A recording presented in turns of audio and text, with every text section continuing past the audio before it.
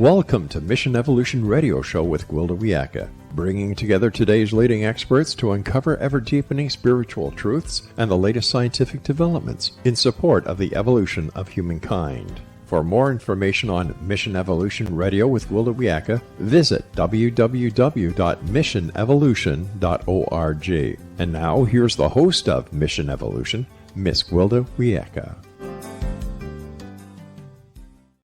Hello. Thanks for joining us on Mission Evolution.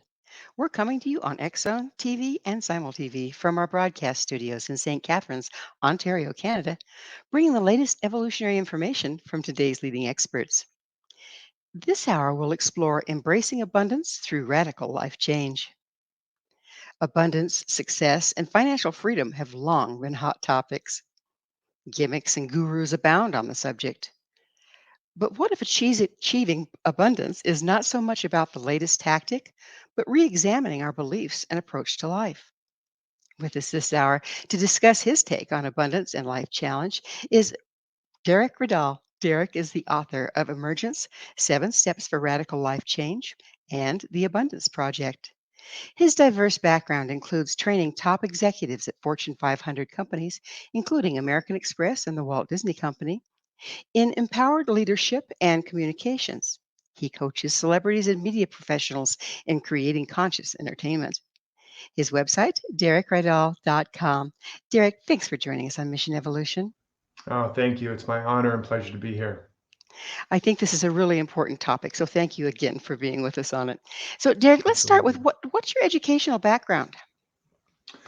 Well, I went to college, went to school, but my real education has been in the journey of challenges and crises and, living through the ups and downs of life and having to really discover my own path, the school of hard knocks, as they might call it. But I've also studied with many, teachers and been an avid student of the success literature and the transformational literature throughout all of history. A student of religion, etc. So the School of Hard Knocks being the master's degree, right? Exactly. I still have not finished my thesis in that school. It's an ongoing project. So I hear you there. So how did you first become interested in spiritual principles and abundance? I think I always had an interest in it, but really what happened is I had a near-death experience. Really? I was doing a film. I mean, like so many people, I struggled to improve my life for many years, self-improvement, law of attraction, all that. And after many years of self-improvement, the only thing I'd improved was my ability to describe why my life was so messed up. So I got really good at that. The self-improvement journey was so frustrating to me. It actually eventually drove me to become addicted to drugs and alcohol. And I almost died of an overdose. And that, clearly wasn't enough to shake me out of that particular path. I just figured I needed to work harder, work smarter, attract better, something. And I was an actor, I ended up getting a job starring in a movie. And I was in Jamaica making the movie. And everything started falling apart again. And I ended up going diving in a coral reef. And I prayed to just get lost from everything above. And so that was my first problem. Be careful what you pray for. And the second thing was I went diving alone. And I did get lost, and I got stuck and trapped in the coral reef in what looked like an underwater booby-trapped tomb in Indiana Jones or something.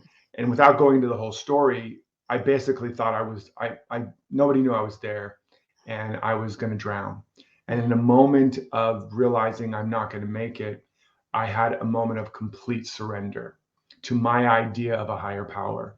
And there was a flash of light.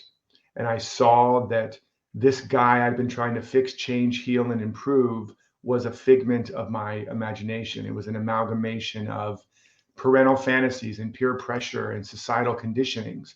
And nothing I would ever do would make him enough. But I saw that simultaneously there was another self that had never been hurt, and so he didn't need to be fixed or improved. And he was already whole, and so he could not be improved upon. And it was just a flash. But in the next moment, I was standing outside of the coral reef on top of the one area of coral that was available to stand on. And I saw that the exit was just inches behind me the whole time, and I was able to swim out. But something radically shifted in me. Humpty Dumpty fell off the wall, and I ended up joining a monastery and trying to become a monk. That did not turn out very well.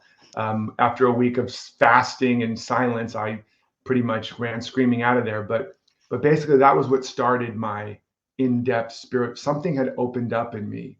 I had really seen something. I didn't understand it, and I ended up cloistering myself in my apartment for the next couple of years and going on this deep inner journey where I eventually discovered what I came to call the law of emergence. And we can talk about that, of course, but that was really what cracked me open and gave me that spiritual experience that kind of directed the rest of my life. So, Derek, where would you say your information comes from um, that you write about now? Yeah, it's a variety of things. Certainly, like I said, I've been a student of truly many religions, philosophy, the success literature of throughout all time, practically, from Plato to Aristotle to, all the way up to the present date. So I've been a deep student. And then also, as a coach and a teacher to now hundreds of thousands of people, I'm a constant student every time I'm teaching, every time I'm coaching, because you begin to see the recurring patterns. You begin to see that life is not really personal, it's a pattern. There's all these patterns going on. So I've been a student of people and of life. And then I also get my information directly. When I'm teaching, when I'm coaching, a channel opens up, and it can at times seem like I'm being a psychic. I don't call myself that, but I can know things about people, many things about people. I can know about their whole life. I can see the patterns. I can understand what's going on very fast. So a lot of information flows through. A lot of times it's things I've never heard or said before. And so I'm both a teacher of an inner guide, or a student rather of an inner guide, and also constantly learning from outer resources as well. Okay, great. So Yeah. let's define abundance as we'll be speaking of it today. Sure. And just really quickly, since we mentioned the law of emergence, I think it's an important principle to kind of lay the foundation, because it is the foundation of everything I talk about. It's not a new idea. I didn't make it up. It's what all the great spiritual masters have taught. But essentially, what I discovered was, just as the oak tree is already inside the acorn doesn't have to go out and get an oak or achieve an oak or attract an oak or improve itself into an oak. The oak is already there in the pattern of the seed, and it's already there in the field or the quantum field of that seed. And rather than achieving and attracting and improving itself, the acorn surrenders to the soil. And when the conditions are congruent for that pattern within the seed, then the oak naturally emerges. And so I saw that all of life is emergent, that there's a pattern in every seed, including the seed of us, including the seed of a business, a family, a relationship. And instead of us trying to make it happen, we have to learn how to make it welcome. We have to learn how to create the conditions. And, radio is a good example. Right now, our favorite music is playing right where you are. But unless you tune into the frequency where that music is playing, it's as if it doesn't exist. But as soon as you are a match for that frequency, meaning you are that frequency, or the radio is, that music becomes manifest, or that station becomes manifest. You have a manifestation, right? Now, that music was already playing. You just had to become in tune with it. So that's the first thing, is to understand that abundance and manifestation is not about making something happen that doesn't already exist. It's not even about drawing something to you. It's about understanding it's already here right now, just like that music, just like that oak tree, just like one master Jesus said, heaven is already at hand, but you can't see it because you're using your eyes. And so that's the key thing, is to understand that it's here now, and we first have to come in alignment with it. And then So real quick, yeah, is go it a ahead. is it a point of resonating with what's already there, resonating with the true nature of who you are, resonating with the nature of life so that you're in the flow? Yeah, that's part of it. It's like, for example, if I had abundance, or whoever's watching or listening right now, if you already had what it is you want, the wealth, the home, the health, whatever the abundance is for you, who would you be? How would you feel? What would be your habits of thinking, feeling, being, and doing if you already had it? And not, and this can sound like law of attraction, but it's not, because you're not trying to attract anything. But you ask, if I already had it, how would I feel? Who would I be? And as you start to, whether using visualization or affirmation or meditation, start to come into agreement and alignment with that. And you could say resonate. Ultimately, there is a resonance, abundance.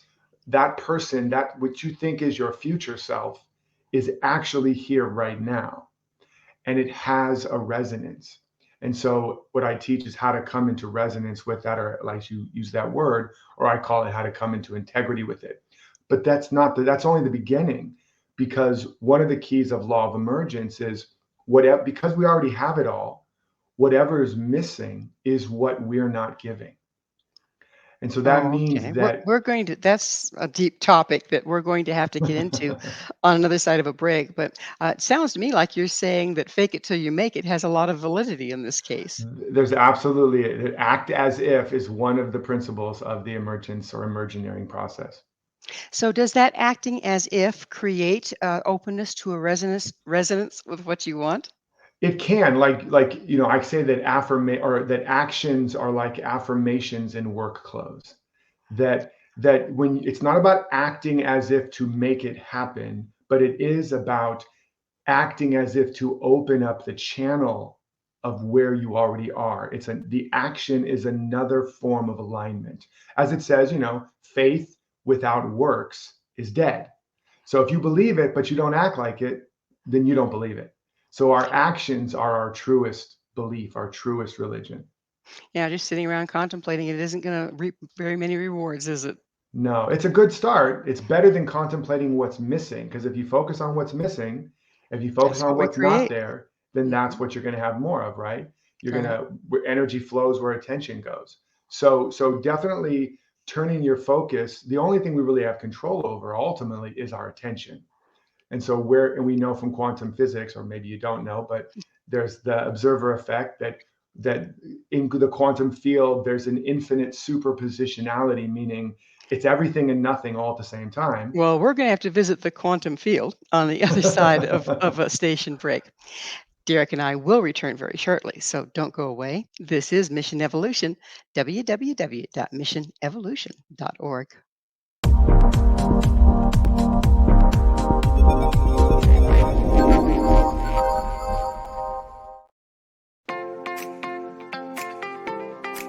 Are you interested in evolving with the times and becoming all you can be? Don't you wish there was one place to find the latest information to help guide you through the process? I'm Gwilda Wiyaka, host of Mission Evolution Radio TV. Join me on my mission to find the latest evolutionary knowledge and tools. The guests on Mission Evolution are leading experts in a wide variety of divergent topics, including allopathic, holistic, and integrative medicine, epigenetics, enlightenment, quantum physics, meditative practices, environmental issues, spiritual evolution, trauma healing, and so much more. Mission Evolution Radio TV is aired worldwide through the X-Zone Broadcast Network, X-Zone TV Channel 32 on Simul TV. You can enjoy our archives of radio or TV shows with our compliments at www.missionevolution.org. Come see the amazing lineup of guests and topics. With more than 200 episodes to choose from, you're sure to find what you're looking for. Visit www.missionevolution.org.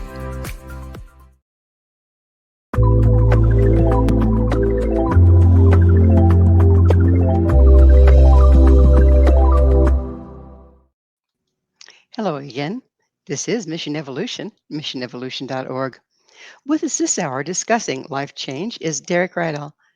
His website, derekrydall.com. Derek, we were just getting into quantum physics as it relates to Mhm. emergence and abundance.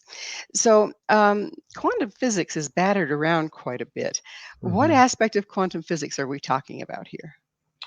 Yeah, well, just the idea that in the field, or in the quantum field, there is like there's not atoms and waves in the way that we think of it in Newtonian physics. There's potential, right? And so it is in, you can't really say the atom is in a superposition, but the potential is in a superposition. Schrodinger's cat is an example, if anybody's ever heard of that one. The cat is both alive and dead in the box. It depends on who opens it and what you're looking for and all that. And so it's both nothing and everything at the same time. But our attention or intention, or in science, they'll say observation or measurement, collapses that superposition into a particle of experience, of creation of some kind. So it's on So the it's on the edge of creation. It's neutral until it's acted upon by until it's observed. I wouldn't say it's neutral in the sense that I believe there is something there. I believe right. there are patterns there, as Plato said, there's the realm of perfect forms. There are Platonic ideas, there are perfect patterns. And when the condition is congruent with that pattern emerges as a manifestation of possibility. And our attention, our conscious observation, intention, desire, etc., is all part of the alchemy that creates the condition that allows for that potential to emerge.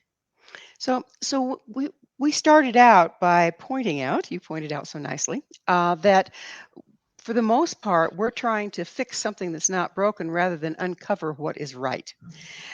If indeed our mindset is constantly one of lack, we don't have what we need, whether it's in abundance or in just self worth, Yeah. then is that what we're creating at the quantum field? Yeah, I mean, we're not. We actually aren't like this. Is another. There's a lot we could go. There's a lot of rabbit holes. I can see a lot of streams here. We cannot actually create reality. Reality is what it is. 2 + 2 = 4. No amount of evolution or your thinking can change that equation. But you can believe 2 + 2 = 3, and therefore you will create an experience of always coming up short, right? So you can believe you're not enough. It's not true. You are an infinite individualized expression of all the power and the presence and the love and the life that exists, but you can believe it, and it's done unto you as you believe. So we So don't does that perceive does that life. mean does that mean that if also you're in a really positive place and you of Yeah. course what I need is going to be there for me. It's just the way life works, that kind of a belief Yes. system. Yes. That's still not necessarily what's going on, but it's our experience of what's going on. Correct. If you really have a confident, empowered sense of self-worth and all of that, you absolutely will. Again, we don't perceive life as it is. We perceive life as we are through the filters of our own concepts, beliefs, stories, etc. Now, that doesn't always mean just because you're confident and you believe everything's going to work out in a way that you think it should. But it's certainly a start, right? There's lots of people that are arrogantly confident, and eventually that comes back at them because where it's coming from isn't real confidence. It's actually coming, the arrogance is a coping mechanism, the self-righteousness is a coping mechanism. So, but when there's a real sense of peace, a real sense of I am enough, I have enough, then you are now tuned into station KRICH, K-Rich, instead of KLACK, K-Lack. So that's the difference. So if we are looking at this and trying to get to the point that you're saying where we can tune into the station, and yet at the same time we're saying no self-improvement here. Right. Don't we The end of still have a self-improvement lot is what I call it. Yes. don't we still have a lot of unburying to do of all the conditioning and belief systems and damage in order to get to that place where we can open up and resonate? Absolutely. And I call the law of emergence the end of self improvement because when you know the true nature of the self, you realize you cannot improve upon it. Again, the acorn is not an inadequate oak tree, it's a perfect acorn. But the oak is the potential when the conditions are right. So it's not improving itself, but there is a need to come into greater and greater alignment or harmony or agreement with that potential. It's a self actualization, it's a self realization, but it's not a self improvement. And it's not just semantics because where you're coming from and where you start has everything to do with where you end up. If you Well, start, I'm not enough it's and I'm broken, you end up with I'm not enough and I'm broken. it's not self-improvement. But boy, it's really a fine line there in conceptualizing what it Yeah. is we need to do. So how can you tell Yes. when you're on the self-improvement bandwagon or when you're on the emergence wagon? It's a great question. And there's an axiom, a metaphysical axiom. To he or she who is wrong in mind, they can do all the right things, it's still going to turn out wrong. But to he or she who is right in mind, they can even do the wrong things and it will turn out right. So we're not on our way to something better, we're coming from it. The ray of the sun is coming from the sun, it's not on its way to the sun. The wave is coming from the ocean, it's not on its way to the ocean. So we have to focus more on, it's like, hey, where are you coming from, man? We have to focus more on where we're coming from. And as we become more sensitive to that, when I go to make that call or send that email or check in on that thing or pound the pavement, I become aware of, where am I coming from? Am I coming from, I don't have enough? What if it doesn't work? I'm not enough. Why? Why me? If I'm coming from that constricted place in my body, or a sense of there's not enough, I'm not enough, life's not enough, danger, danger, well, that's where I know I need to stop.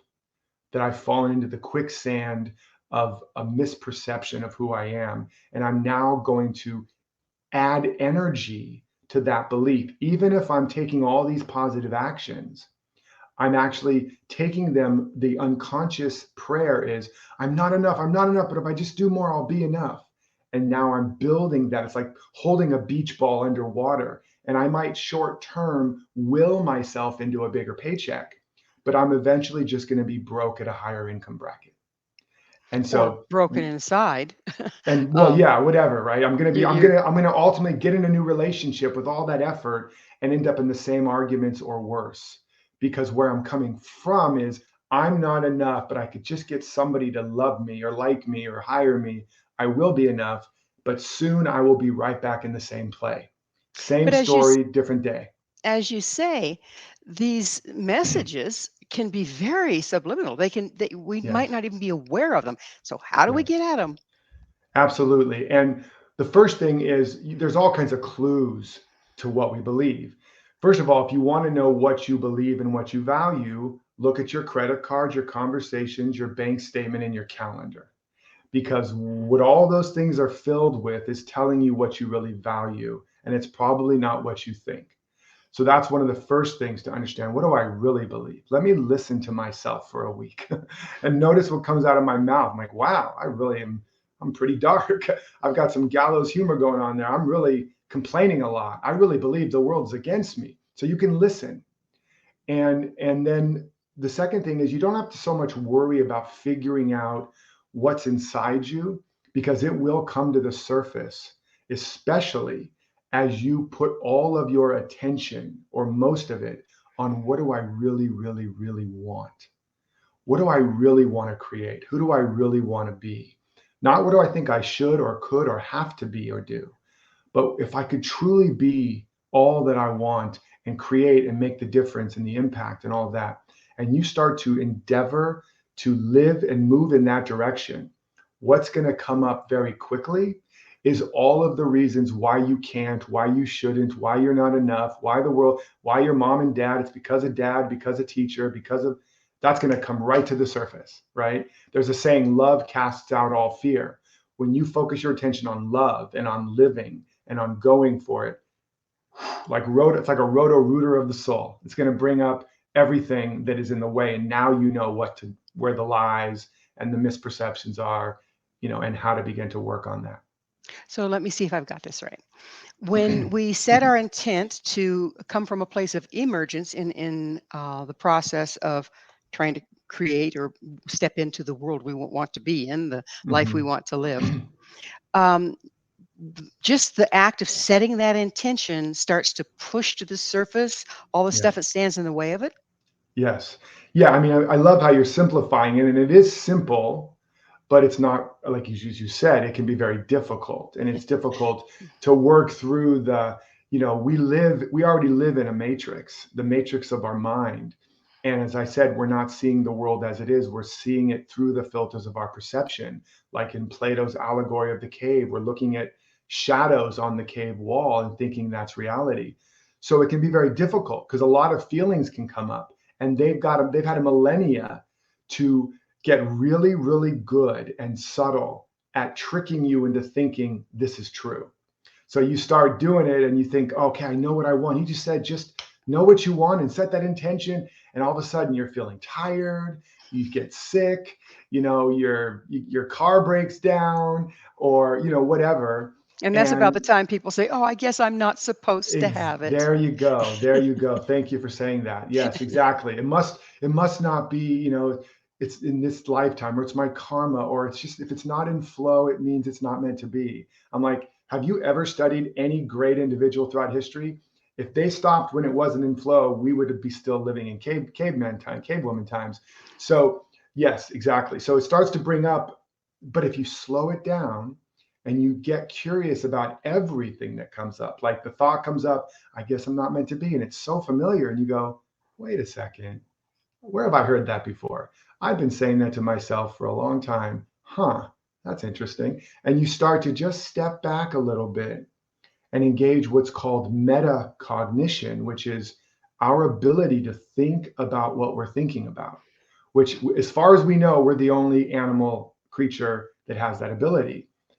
You can now witness the content of your consciousness and start to notice, oh, and then you'll fall asleep for a minute and you wake back up. Oh, that almost got me, I almost believe that. And is it live or is it Memorex? You start to just and write it down and really start writing down all the dialogue, all the self-talk, all the story. And you'll start to see there is a tape running. There is a story running. And it's been running ever since you were a child. And it's just recapitulating itself over and over again. It's that magic moment again, Derek. We're going to have to take another station break. Derek and I will be right back to continue our discussion. So you stay right there. This is Mission Evolution, www.missionevolution.org.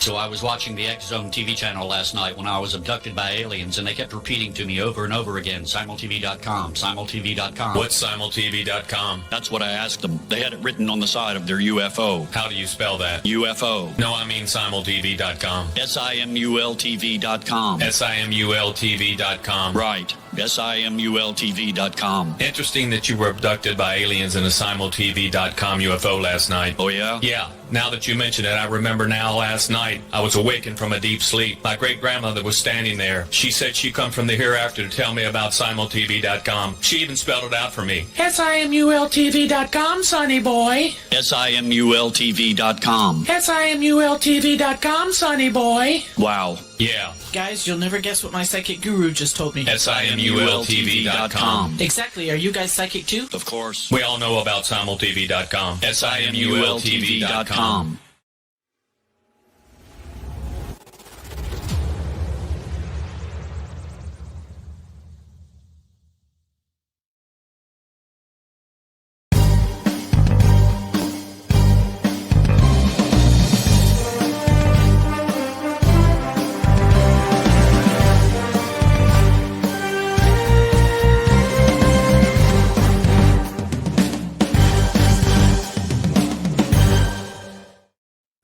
Hi there.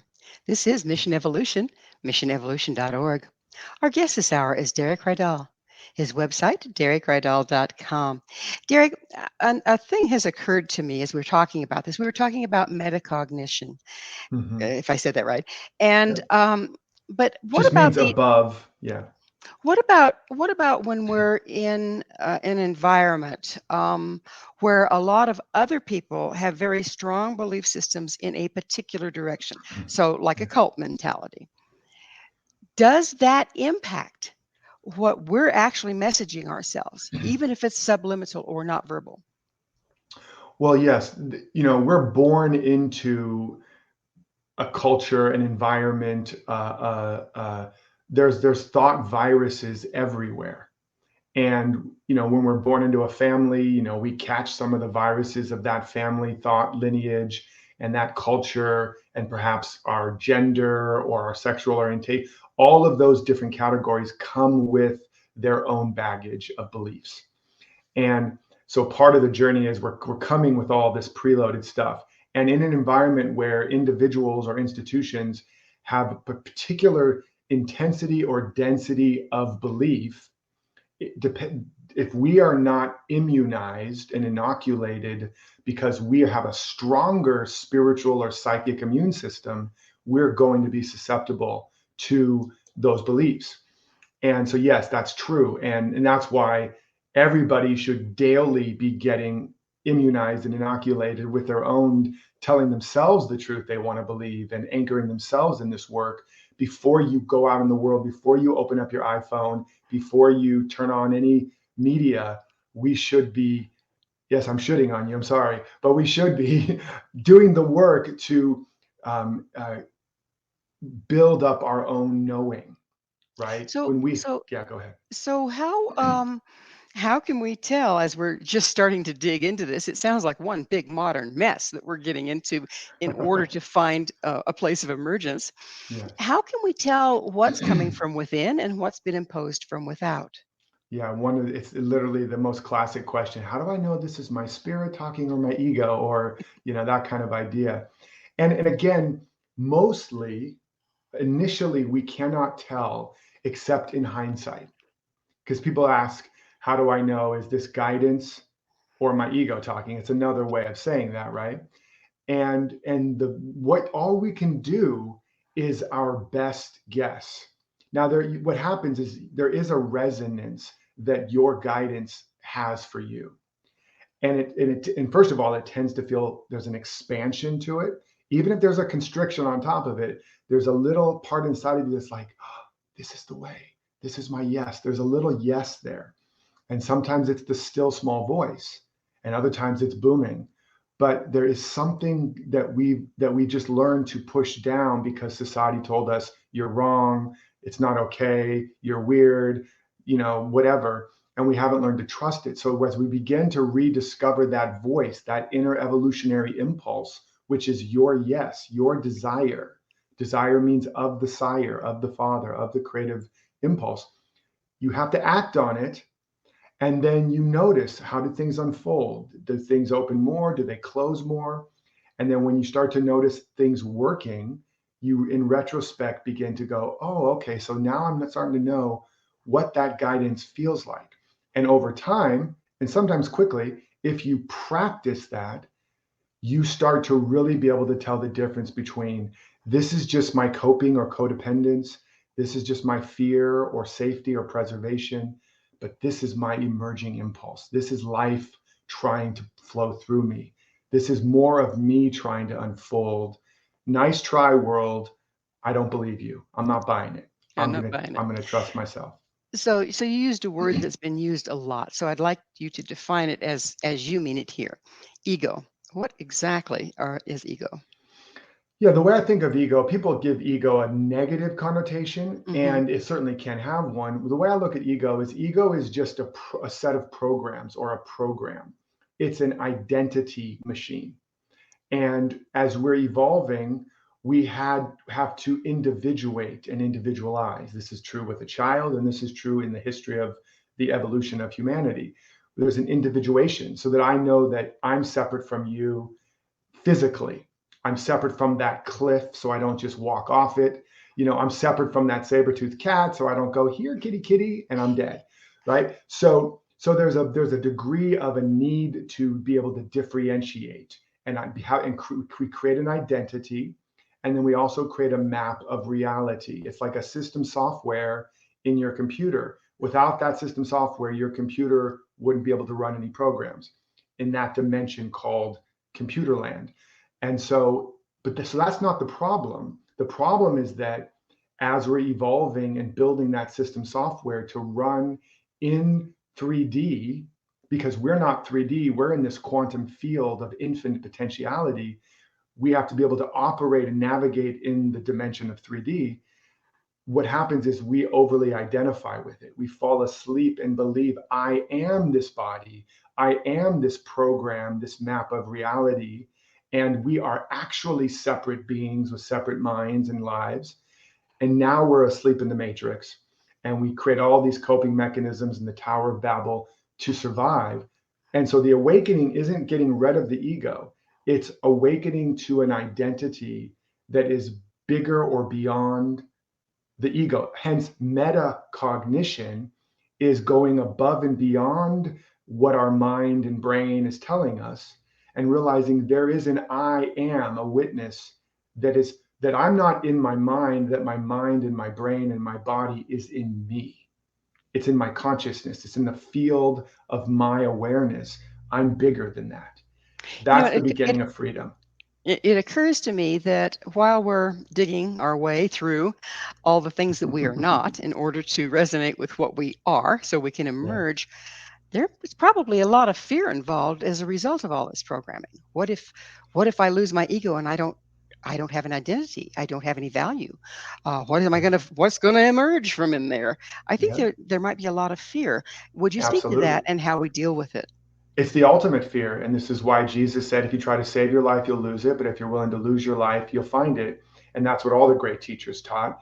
And so, yes, there's tremendous fear because it's a coping mechanism designed to make sure we stay within the confines of that map of reality. Because again, from an evolutionary standpoint, if we just ran around and didn't have any sense of separation or didn't pay attention to our built-in maps and identities, we wouldn't have survived. We wouldn't have made it.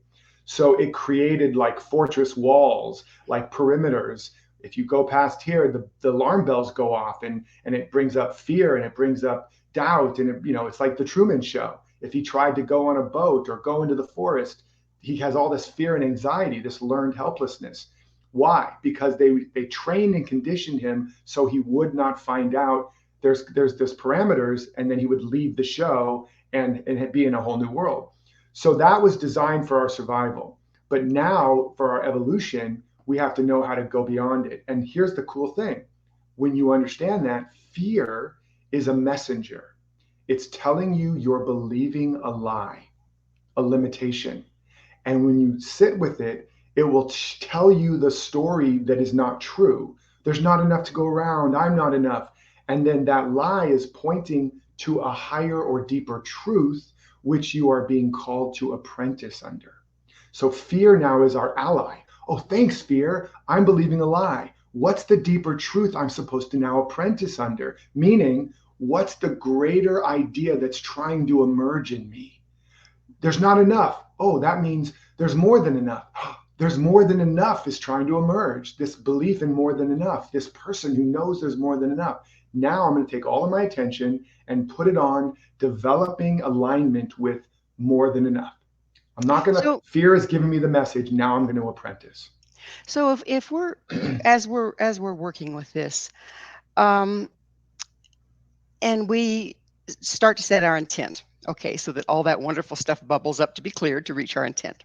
Mm-hmm. But very often, don't we not really know what we want? And what we're doing is creating a solution for feared lack versus aligning with what we really want. Yeah, again, you're bringing up all the greatest hits. Of course, you've been doing this long enough.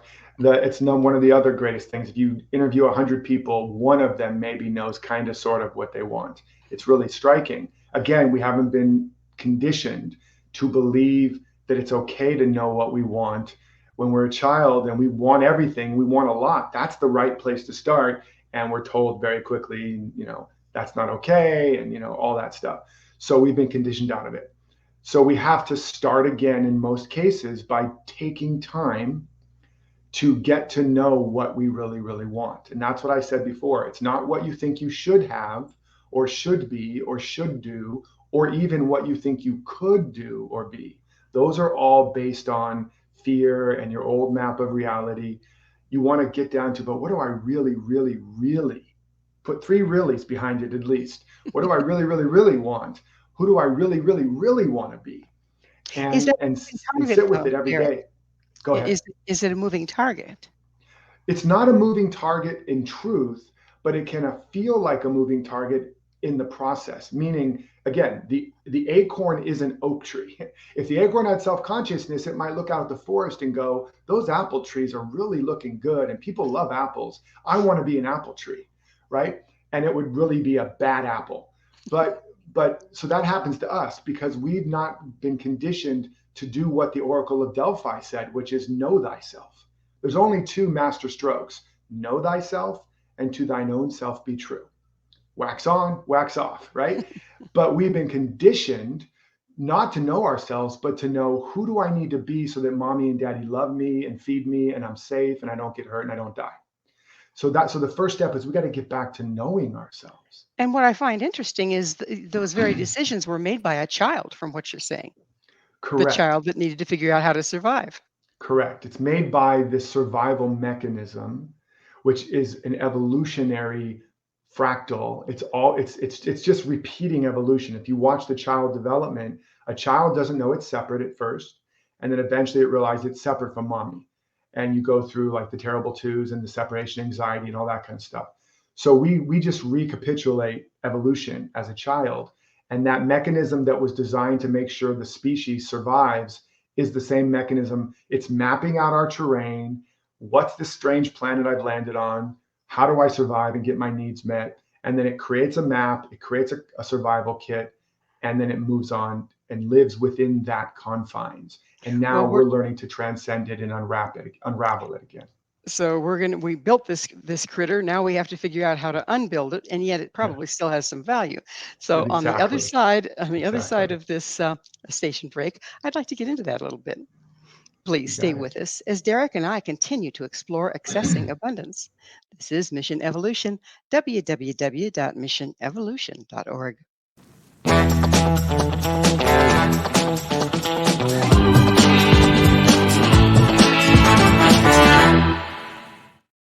Do you have a product or service you'd like to promote to a worldwide audience? Imagine your product featured on Mission Evolution Radio TV. If you're interested in showcasing your work, Mission Evolution is broadcast to the X-Zone TV Channel 32 Simul TV, on the X-Zone Broadcast Network, YouTube, iTunes, iHeartRadio, Amazon Music, Audible, and many other audio and social media platforms. Our professional studios can produce and broadcast your custom high-quality ad. It will be permanently embedded in each episode and featured in the archives for years to come. Together, we can make it happen. Contact us at info@missionevolution.org for more details. Spaces are limited, so don't miss out on this great opportunity. Email info@missionevolution.org today.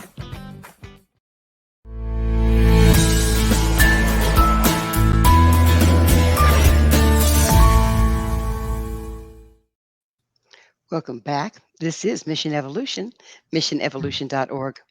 This hour, our expert guest is Derek Rydall. His website, DerekRydall.com. Derek, we were talking about how we spend the first part of our lives building this matrix around us so that we can function in 3D reality here on the planet. But then as we come to a time where we want to evolve and let the truth of us emerge even into that reality, there's some dismantling required.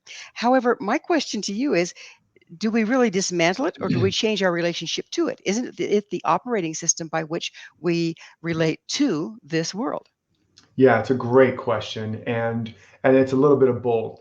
There's one, we talked about in psychology the core wound, right? And a core wound is when we have to believe a lie about ourselves, like a lie against our very soul, like I must not be enough.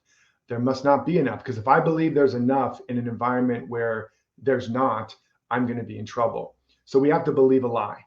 That's the wound. But it's also a core initiation, because as we compensate for that, for example, it's not okay to want what I want. I need to be more focused on what mom wants, right? And so now we develop skills of acuity and sensitivity. So we call that codependence, but also we actually become really good at something. We develop one whole side of ourselves, in that case, more of the feminine, receptivity, sensitivity, care. But now we grow up and we're lopsided. The masculine part of us, the selfishness, that other side of the circuit, we just learn selflessness in this example. which is great because we're pushing against selfishness. We're pushing against the opposite to not be. There's something that we can't be or we're going to be in danger. But so it's like resistance training, which is weightlifting. All of our life, we're building this opposite muscle. In this case, we're very selfless, we're very caring, we're very giving. But at a certain point, we get resentful, we get burned out, we're not meeting our own needs, and we need to focus more on selfish and caring for ourselves. But we haven't developed that. But now we've got the feminine developed. And now we move to, as we understand, as we say, I want a bigger life, I want more. In order to have the more, we're going to have to develop, in this example, the selfishness, the self-awareness. Isn't that manipulating the operating system, though? It's not who we are, but you're manipulating the operating system that you work into the world through. Yeah, I don't know if I'd say manipulating, although manipulation itself is not a bad word. That's what a chiropractor does when it adjusts your spine. It's literally manipulating. So reorganizing, reorienting is what we have to do. I'm not just this. Let me, and there's more to me here. And let me add more pieces to this. Let me cultivate more of the potential that is in me. Let me go to the gym and not just work out my biceps. Let me work out my core as well.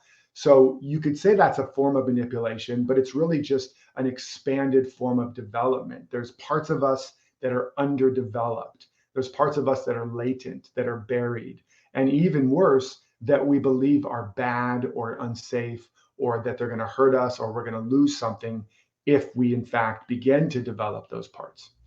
Those parts seem still to me to be like the interface between us and the world we're in right now. Aren't who we really are, what's really trying to emerge, even a layer deeper than that? Absolutely. Absolutely. Yeah. We think we're just this one character, we're this person who makes it all about everybody else and not about ourselves. So that's our identity. That's the story we've been living in. And now there's another character we're going to develop and become the person who makes it more about themselves and not about everybody else. And that starts to, but what's underneath all of that is the whole perfect idea or pattern of an integrated being that has always been true even before we were in our mother's womb. So that was always there. That's the pattern in the seed. And we only created partial conditions for its emergence.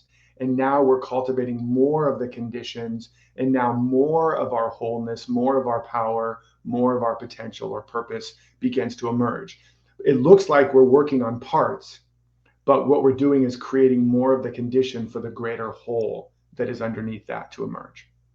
So, what does that look like in operation? Does it look like, okay, here we are just in our beingness, and then in interfacing with the world, whether we're giving or whether we're more self-interested at any given moment has to do with what's appropriate in the moment based our true expression versus our identity? Well, I mean, there's a lot there to try to unpack. I would make it maybe put a little more simply is we're never here. You say interfacing with the world. You've said that a few times. And I look at it more like we're not really in the world is in our consciousness. Again, we're perceiving ourself. Wherever you go, there you are. So you're not really interfacing with a world. You're interfacing with all of your concepts and perceptions of reality. So you're really always doing the work on yourself and within yourself. The only place you have to win the argument, win the war, is within you, right? And so, Jesus said, love your enemy, and the enemy is in your own household. It's all within us. And so the world, as Shakespeare called it, is like a mirror or the play. And we are looking to see what's triggering us, what's pushing us, what's pulling us. And that's giving us evidence, not of what's out there, but of what's in here. So we're not trying to save the world. We're not trying to fix the world. We're trying to serve more fully what is emerging, right? Just like in nature, where things are coming at us, but we're using that as information to go, what's emerging in me, to get clearer and clearer in what's emerging in us. And we become trigger happy.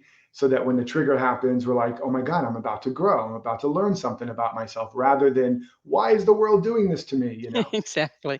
Yeah, back to that, what bubbles forth. You can either Exactly. be a victim of it or use it as a Exactly. tool for emergence. So Exactly. it's the time. Self-awareness. It's the time right now where I have to ask you, Derek, what is your mission? Well, my mission has been for decades to awaken, the word just awaken. And the longer version of that is to awaken individuals to their true identity and help them fulfill their destiny so that together we can create a world that works for the highest good of all. So to put it even more simply, like a gardener of the garden of life, to help each individual discover what is their unique divine seed planted in the soil of their soul, and help them to create the right conditions for it to grow, to flourish, and to flower. And I will say that there's another word for that activity of helping a seed flourish and flower, and it's called love. Mm, And so to That's love, I'm a love evolutionary, help people evolve and have a revolution in love. very well put. Which also opens up the question is, how do you see implementing these principles as individuals? How do you see it changing or affecting the world at large? I see it as everything. Because again, the world that we call the world is the outpicturing of all of our collective and individual beliefs about the world. And most of those beliefs are based on a foundational lie of separation, a foundational lie of, I'm separate from everything and everyone, and there's not enough to go around. And when we understand the source of all creation is within us, and each individual, as I say, you need to drink from the fountain of you, and then you will know immortal life. When we learn to drink from the fountain of within ourselves and realize, I have everything I need, I brought it all with me, I don't need to take it or get it from anybody, I need to flower and flourish and pour forth this divine inheritance within me. Now, if everybody was plugged back into their inner source and they were just here to love and serve and shine and share and collaborate, that's a very different paradigm. And I would dare say that is a truer and more accurate description of reality. And that's not just from my mouth, that's from all the great teachers throughout history. Well, we're getting close to the end of the show here, but given the instability and problems that we are now faced with versus where we'd Yes. like to go, um, what's the best way for us to obtain our goals and dreams? Where's the best place to start? Well, I think the very best first place is, it says in Proverbs, where there is no vision, the people perish. And so what the problem is most of us have become problem solvers instead of vision holders. And we want to, instead of being pushed by the pain, we need to start getting pulled by a bigger vision, right? So asking and discovering, what do I truly want? What am I truly made of and made for? What am I really here for? Who am I? As the number one priority. The problem is most people know more about their smartphone than they do about themselves, which means their phone is smart and they are stupid.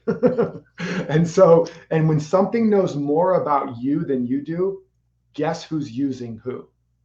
You're not using your phone anymore, kids. The phone is using you. So we need to know more about ourselves than we know about anything else. And when that happens, as that flip happens, emergence begins to take place. We know what we want, the reticular activating system kicks in, we see what we need, and we have the courage and the energy and the guidance to go for Well, again, we're just about out of the time, but here's another good question for you. it. How do you see, we've been in a time of crisis. I think we're Yes, probably making history right now just because of yes. all the things that have gone And on. we ain't seen nothing yet, folks, but Thanks. continue. I'm with you. I'm with you. Hate to be the Yeah, bearer of bad, sad tidings, but how do you see crisis as serving us as individuals and as a whole to yes. go into this place of emergence? Well, 100%. The crisis cracks you open if you are willing, like the forest fire that the jack pine needs. The forest fire melts the serotinous glue, opens up the seed pods, releases the progeny, burns the old dead wood in the canopy, opens it up for more sun, fertilizes the soil. I mean, it does so many good things. And so if we understand that our challenges, our crises, and our triggers are not happening to us, but for us, and our chronic crises are showing us that we're trying to survive in a world idea, a world view that is too small for us now, that there's a larger idea that's trying to emerge and we're not letting it, and it's producing what we call a crisis. But the meaning of that crisis is not you're bad or you're doomed. It's wake up. There's more of you trying to come forth. Have the courage to discover what it is. Say yes to your yes and go for it. Yeah. Live your purpose. Well, unfortunately, we are out of time. Derek, thank you so much for coming on the show. You're welcome. Thank you so much. It's been my honor and my pleasure. Our guest this hour has been Derek Rydall, author of Emergence, 7 Steps for Radical Life Change, and The Abundance Project. His website, derekrydall.com. This has been Mission Evolution with Gwilda Wiyaka. For more information or to enjoy past archived episodes, visit us at www.missionevolution.org. Please be sure to join us right here next time as this mission continues, bringing information, resources, and support to our rapidly evolving world.